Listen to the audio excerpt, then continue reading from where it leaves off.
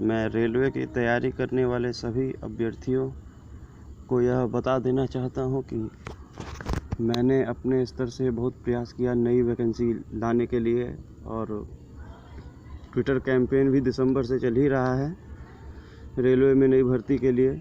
लेकिन समस्या ये है कि ये महीने महीने चलता है। एक महीने होता है दिसंबर, उसके बाद जनवरी, उसके बाद फरवरी।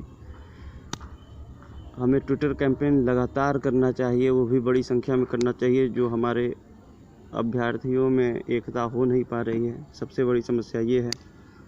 और मैं अपने स्तर से प्रयास किया, पीएमओ को लेटर लिखा, तो उसमें जो पार्लियामेंट में हमारे सांसदों को जवाब देते हैं वही जवाब दे दिया कि रेलवे में पदों का भरा जाना और खाली होना निरंतर प्रक्रिया है। वही जवाब मुझे भी दे दिया गया, जैसा कि मैंने आपको दिया भी था।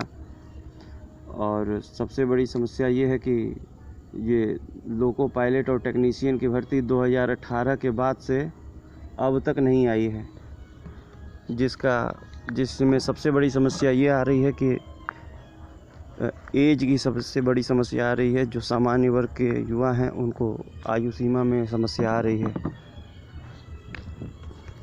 क्योंकि भर्ती प्रक्रिया अगर निरंतर आती रहती है, जैसे यूपीएससी हो गया, एसएससी हो गया, ये सब कॉन्टीन्यूअस हर साल आने वाली वैकेंसीज जो हैं ये कॉन्टीन्यूअस आ रही हैं, तो इसमें तो कोई प्रॉब्लम नहीं हो रही। लेकिन जो रेलवे की वैकेंसी जो 2018 के बाद से अभी तक नहीं आई है, अगर वैकेंसी आ भी जाती है तो सबसे बड़ी समस्या होगी कि एज की प्रॉब्लम हो जाएगी, क्योंकि लगभग 6 साल होने को है और अभी तक विज्ञापन का कोई अता पता नहीं है।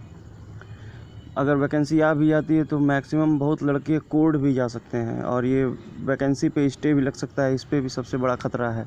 अगर इलेक्शन को ध्यान में, आचार संहिता के बाद कोई सुनवाई होनी नहीं है, इसलिए हमें प्रयास करना चाहिए कि जल्द से जल्द नई भर्ती लाने की। मैंने AIRF के महामंत्री शिव गोपाल मिश्रा जी से भी संपर्क किया, तो उनकी बात मुझे अच्छी नहीं लगी, क्योंकि उन्होंने कह दिया कि अब रेलवे में अधिक पदों को भर लिया गया है, इसीलिए अब लंबे समय तक भर्ती नहीं आएगी। ये बात उन्होंने कही, जो मुझे काफ़ी निराशाजनक लगी। 2019 के बाद से रेलवे में कोई भर्ती आई ही नहीं, और लोको पायलट और टेक्नीशियन की भर्ती तो 2018 के बाद से नहीं आई है। तो कहाँ से अधिक पदों को भर लिया गया, कोई बात हजम नहीं होती है ये। पहले तो भर्ती 2014 तक तो नियमित रूप से आती रहती थी, साल या 2 साल के अंतराल पे हर भर्ती आती ही रहती थी, तो उसमें कोई समस्या नहीं होती थी। नियमित समय पे रेलवे के अभ्यर्थियों को मौका मिलता रहता था। लेकिन 2014 के बाद से भर्ती आ रही है 2018 में, और 2018 के बाद भर्ती फिर 2023 में कब बीतने वाला है अब तक पता नहीं है। तो हमें अपने स्तर से प्रयास करना चाहिए। सत्ता पक्ष अगर नहीं सुन रहा है हम लोगों की बात, तो हमें अपनी बात विपक्ष को भी कहनी चाहिए। जैसे हमारे नेता राहुल गांधी जी हैं, उनको भी हमारे देश की जनता ने ही चुना है, कोई बाहर की जनता ने नहीं चुना है। उनसे भी हम लोग अपनी बातें रख सकते हैं, जो कि इसमें कोई हर्ज नहीं होना चाहिए, इससे किसी को कोई आपत्ति नहीं होनी चाहिए। जब राहुल गांधी जी हर वर्ग से मिल रहे हैं, यूपीएससी के अभ्यर्थियों से मिल रहे हैं, जब वो कूलियों से मिल रहे हैं, जब वो बढ़ई समाज से मिल रहे हैं, जब वो किसानों से मिल रहे हैं, तो हम रेलवे अभ्यर्थियों का भी हक बनता है कि हम लोग वहाँ जाके अपनी बात रखें।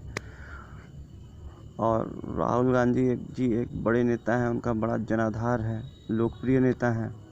सत्ता पक्ष और सरकार के बड़े बड़े लोग उनको फॉलो करते हैं। मेन स्ट्रीम मीडिया भी उन्हें नहीं दिखाना चाहता, लेकिन जब वो कहीं जाते हैं, जैसे कूलियों के बीच में वो गए, तो मेन स्ट्रीम मीडिया को भी वो दिखाना ही पड़ा। इसीलिए हम लोगों के मामला अगर उठाना चाहते हैं तो हमें लगता है कि हमें दिल्ली, अधिक से अधिक विद्यार्थियों को दिल्ली जाकर उन्हें अप्रोच करना चाहिए, उनके आवास पर जाना चाहिए। और यही मैं कहना चाहूँगा, अगर आप लोग तैयार हो तो हम लोग तैयार हुआ जाए, चला जाए, जब भी आप लोग डेट डिसाइड करें।